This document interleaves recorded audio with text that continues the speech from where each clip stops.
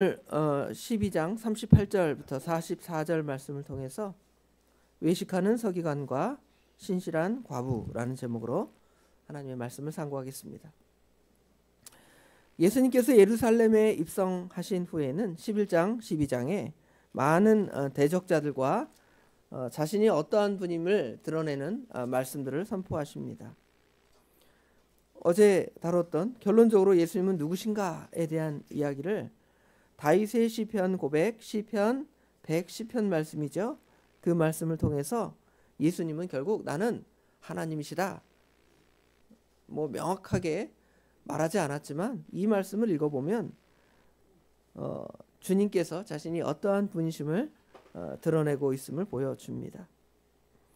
그러면서 이제 이 12장 마무리 38절부터 44절의 말씀을 통해서 두 사람의 모습을 비교합니다. 하나는 여기 서기관들이죠. 서기관들의 말씀, 서기관들을 책망하는 말씀인 반면에 여기 41절부터 44절에는 한 가난한 과부, 그 과부가 자신의 전부를 드린, 자신의 모든 것을 드려 연보한 모습을 통하여 하나님께서 어떠한 신앙이 참 신앙인 것을 보여줍니다. 마태복음이나 누가복음에 보면 이런 내용들이 더 길어서 예를 들어 서기관들, 바리새인들을 책망하는 내용은 마태복음 23장 40몇 절까지 길게 책망하는 내용이 있고요. 누가복음에도 이 가난한 과부의 연보에 대해서 또 자세하게 설명을 하지만 마가복음에는 두 본문이 짧아서 이 두 내용을 비교해 보는 것이 괜찮을까 해서 오늘 제목을 이와 같이 외식하고 속이는 서기관과 신실한 과부라는 제목으로 이 본문을 상고하게 되었습니다. 먼저 보면 38절부터 40절에는 외식하는 서기관의 모습이 나타나 있습니다. 마태복음에는 서기관이라고 표현하지 않고 외식하는 바리새인과 서기관들이여 이렇게 책망하죠. 그들은 성경에 능통한 사람들이었습니다. 성경에 능통한다는 것은 하나님의 뜻을 잘 안다는 것이지요. 그럼에도 예수님께서 그들을 책망할 수밖에 없는 것은 그렇게 구약 성경에 능통하면서도 구약 성경이 결론적으로 말하는 예수님을 믿지 않는 것입니다.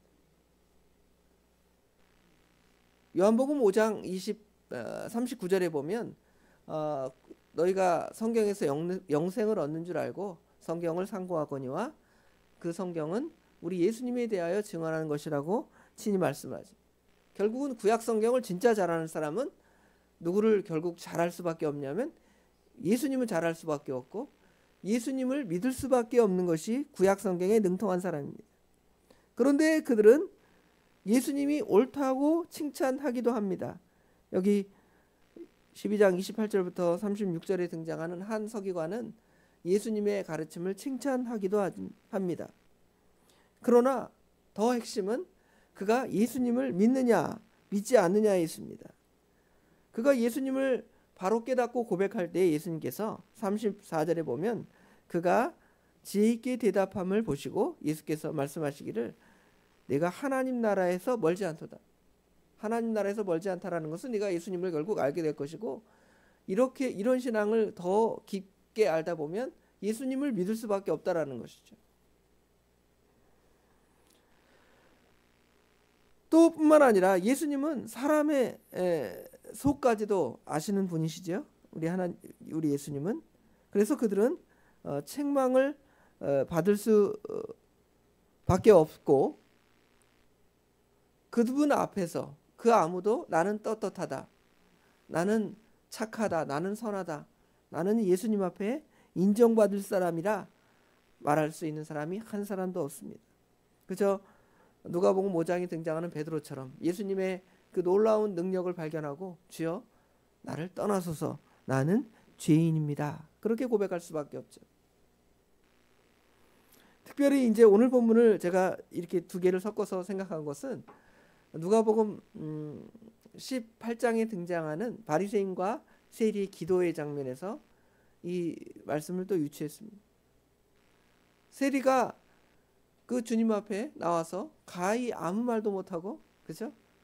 하늘을, 고개를 들어 하늘을 쳐다보지도 못하고 멀리 서서 나는 죄인이라고 고백할 수밖에 없는 것이 우리 인간일 것입니다.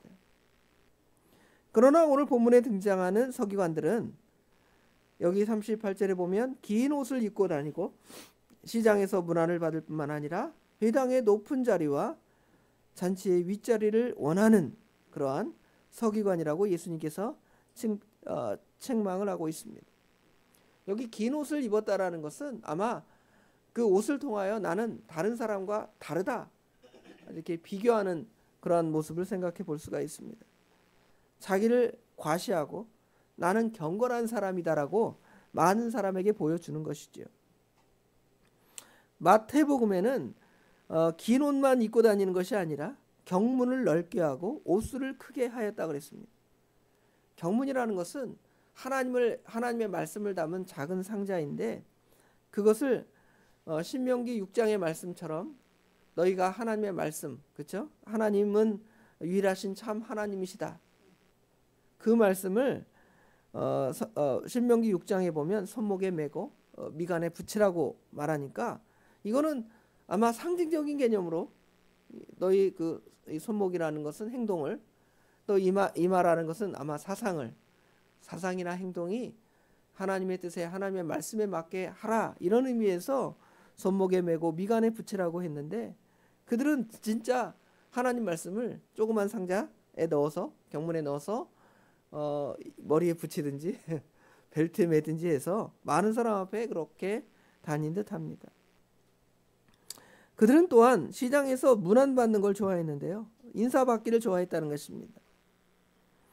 그래서 긴 옷을 입고 또 경문도 붙이고 그래서 사람들 앞에 어슬렁어슬렁 다니면 많은 사람들이 이 율법사님, 랍비님 하면서 칭찬하고 존경하는 그것을 좋아한 듯합니다.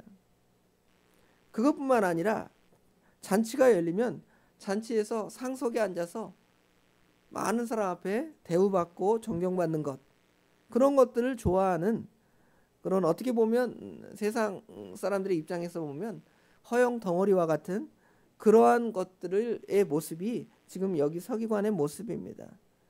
그러한 것들을 우리 주님께서는 책망하셨습니다. 여기는 그렇게 신랄하게 드러나 있지 않지만 마태복음에는 아주 신랄하게 드러나 있죠. 너희 속은 아주 그 무덤과 같다. 얼마나 책망을 하십니까? 겉으로는 회칠해서 하얗고 깨끗해 보이지만 그 무덤을 열어보면 뼈다귀나 시체 썩은 것이 가득한 것처럼 너희들이 그렇다고 예수님께서 아주 책망. 반면에 오늘 그들의 그 실상을 보면 40절에 더해서 보는 거죠. 그들은 과부의 가산을 삼키며 외식으로 길게 기도하는 자니 그 받는 판결은 더욱 정하리라 그랬죠. 과부의 재산을 삼킨다. 이것은 구약에서 말하는 이웃사랑. 여기 12장 28절부터 34절의 가장 큰 계명이 뭡니까? 하나님을 사랑하는 것이고 네 이웃을 내 몸과 같이 사랑하라 하셨는데 그들은 고아나 과부나 나그네나 사회적 약자들을 돌보는 것이 아니라 그것이 하나님의 뜻인데 오히려 그들의 재산을 갈취하는 것입니다. 여기는 과부의 가산을 삼켰다 그랬잖아요. 뿐만 아니라 기도할 때에는 마태복음 6장에 보면 은밀한 곳에 가서 골방에 들어가서 기도하라고 했는데 많은 사람 앞에 길게 기도하고 길거리 서서 기도하고 또 손을 쳐들고 기도하고 나는 기도하는 사람입니다 하고 이렇게 드러낸다는 것이죠. 금식할 때에도 아주 그 마태복음에 보면 아주 세수도 깨끗이 하고 면도도 하고 그렇죠? 이래야 되는데 수염도 막 지저분하게 저는 잘나는데 막 안 깎고 머리는 기도했다고 머리 이렇게 헐크러지고 그렇죠? 얼굴도 시커멓게 나와서 난 기도했습니다. 40일 동안 금식했습니다. 이렇게 위선의 죄를 범하고 있다는 것이죠. 그러나 하나님은 중심을 아시기 때문에 다 드러날 수밖에 없습니다. 오히려 그들을 책망할 뿐만 아니라 41절 이하에 보면 오히려 가난한 자들은 가난한 자들에 대해서 더 칭찬하는 모습이 들어있죠. 하나님은 여기 보니까 41절에 보면 예수께서 헌금함에 대하여 앉으사 우리가 어떻게 헌금함에 돈을 넣는가 보실세 여러 부자는 많이 넣었다 그랬죠. 많이 넣었지만 그 마음을 우리 주님께서는 보신다는 것입니다. 여기 이 본문은 뭐 부자를 책망하는 말씀은 아니지만 이 부자가 앞에 나오는 서기관들이나 바리새인들이나 대제사장들, 돈에 욕심이 많은 사람들의 모습을 생각해 볼 때는 그런 돈을 많이 갈취해서 또 그것으로 연보하면서 나는 연보 많이 하는 사람이다 이렇게 속이는 것일 수도 있습니다. 외식적인 개념으로 나는 하나님 앞에 헌신한다, 나는 하나님 앞에 예배한다, 그럴 수 있다는 것이죠. 사람들은 그렇게 볼 수 있지만 우리 하나님은 그 중심을 아시기 때문에 하나님은 속일 수가 없습니다. 그래서 그들은 칭찬을 받을 수가 없는 것이죠. 그들을 삼가라고, 그들을 멀리하라고 친히 말씀하시는 것입니다. 그런데 오늘 본문 41절부터 44절에 보면 한 가난한 과부가 있습니다. 그가 어찌 과부가 된지는 성경에 나타나 있지 않습니다. 그러나 본문에 보면 40절 과부의 가산을 삼켰다는 걸 보면 어떻게 보면 성전에 들어갈 그 연보가, 지금 가난한 과부가 연보할 거 아니에요? 그 연보가 하나님께 쓰였느냐, 아니면 그렇게 안 쓰일 수도 있습니다. 어떤 종교 지도자들의 그 욕심에 따라 자기의 것이 될 수도 있습니다. 예수님께서 성전을 정결케 하실 때에 돈 바꾸는 사람들 다 그 성전에서 내쫓는 것을 보면 정말 이 하나님의 성전을 위해 귀히 쓰이는 그 연보가 하나님의 나라에 쓰였는지 아닌지를 우리 주님은 아시겠죠? 그렇죠? 그런 걸 보면 이 두 사람,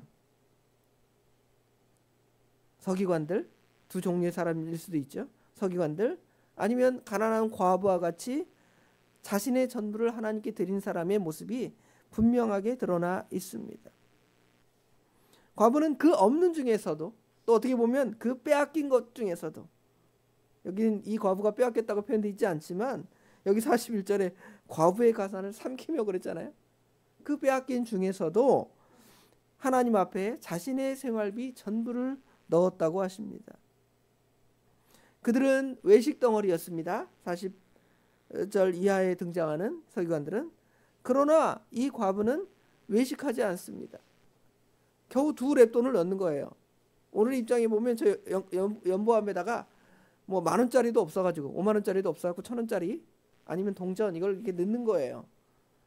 어떻게 보면 자기 손이 부끄럽다고 생각할 수도 있습니다. 내가 그래도 내가 돈은 이 정도는 넣어야지 하는 마음에 연보를 하지만 다른 사람이 안 볼 때 내가 넣어야 되겠다 하고 숨겨서 넣을 수도 있지만, 그것이 아니라 이 가난한 과부는 그것이 전부이기 때문에 솔직하게 하나님 저 이거밖에 없습니다, 제가 이거 드립니다 하고 드린 것이지, 하나님께 연보할 때 뭐 누구 눈치 보면서 누구 많이 넣습니다, 저 사람에 비하면 나는 어떻게 이거 거기다 넣어 연보함에다. 어떤 분이 예전에 뭐 농담으로 했는지 진심으로 한지 모르겠지만 어떻게 헌금함에 1,000원짜리를 넣어, 그렇게 말씀하시는 분이 있더라고요. 그러나 하나님은 그 사람이 1,000원짜리를 넣었는지 10,000원짜리를 넣었는지 아니면 수표 1억짜리를 넣었는지 그게 중요한 것이 아니라 그 마음, 하나님 앞에 자신의 것을 다 순전하게 드리는 그 마음을 아신다는 것이죠. 그러니까 그것도 부끄러워하지 않는 거예요. 여러분 어떻습니까? 어떤 사람은 한 1억 연보하니까 보여지게 연보할 수도 있고, 그렇죠? 어떤 사람은 한 뭐 10,000원 연보한다 그러니까 어떻게 할 수 있어요? 몰래 할 수도 있습니다. 무명으로 할 수 있습니다. 그렇죠? 내가 10,000원짜리 이름 써놓고 넣으면 이 사람 10,000원밖에 안 냈구나, 이런 게 창피해서 그냥 돈만 그냥 넣는다, 이럴 수도 있습니다. 그러지 않다는 것이죠. 자신의 것을 하나님 앞에, 나는 지금 이거밖에 없습니다, 그러나 하나님이 나에게 주셨으니 이것을 내가 하나님께 드리겠습니다 하고 드린 거예요. 그렇죠? 이런 푼돈으로 하나님의 성전에 얼마나 보탬이 되겠는가 생각할 수 있다는 것이죠. 그러나 그 많고 적음이 아니라 하나님께서는 모든 것을 보시는 분이시라는, 모든 것의 주인이시라는 그것을 드러내는 거예요. 신앙 고백이에요. 내가 이거밖에 없습니다. 그러나 하나님께서는 이 돈을 받아 주실 줄 믿습니다 하고 하나님께 드리는 것입니다. 그렇기 때문에 우리 주님께서는 그 마음을 아시잖아요. 그러니까 칭찬하시는 것입니다. 그들은 다 풍족한 중에 넣었거니와 이 과부는 그 가난한 중에서 자기 모든 소유 곧 생활 위에 전부를 넣었다고 우리 주님께서 칭찬하십니다. 오늘 본문을 처음에 말씀드린 바와 같이 두 본문으로 나누어서 서기관을 책망하는 얘기를 오늘 할 수 있고, 그렇죠? 이 가난한 과부를 다음에 설교할 수도 있습니다. 그러나 우리가 이 본문을 보면서 우리가 과연 이 서기관들의 모습처럼 하나님을 섬긴다고, 정말 은밀한 중에 갚으시는 그 하나님 앞에 기도하고 연보하고 또 구제하고 하나님의 선한 일 봉사 헌신하는 그것인가? 아니면 이 서기관들처럼 아무개는 어떻게 연보한대, 아무개는 어떻게 기도한대, 뭐 이런 소리를 듣고서 하는가?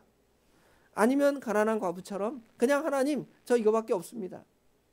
제가 기도하는데 제 말주변이 이거밖에 안 됩니다. 하나님. 그냥 떠듬떠듬 하기도 하고, 그렇죠? 기도할 때 그러잖아요. 말 유창하게 막 뭐 미사여구 써서, 그죠? 문자 써서 하나님 이렇게 기도합니다. 뭐 이럴 수도 있지만 하나님 제가 기도하는데 제가 기도가 부족하지만 하나님 제 기도를 받아 주실 줄 믿습니다 하면서 떠듬떠듬 기도해도 하나님은 어떻게 해요? 그 마음을 아십니다. 그렇죠? 너가 진정으로 마음을 다해 기도하는구나. 내가 진정으로 마음을 다해 헌신하는구나. 연보하는구나. 봉사하는구나. 그걸 아시잖아요. 하나님 앞에서 하라는 것이죠. 하나님 앞에서. 하나님 앞에서 하면 서기관들처럼 하지 아니하고 누구처럼 할 수 있는 거예요? 가난한 과부처럼 할 수 있는 거예요. 그렇죠? 우리 모든 것이 하나님 앞에서 행하는 줄을 믿고 생각하면서 그 믿음을 따라서 오늘 하루도 승리하는 삶을 살아가기를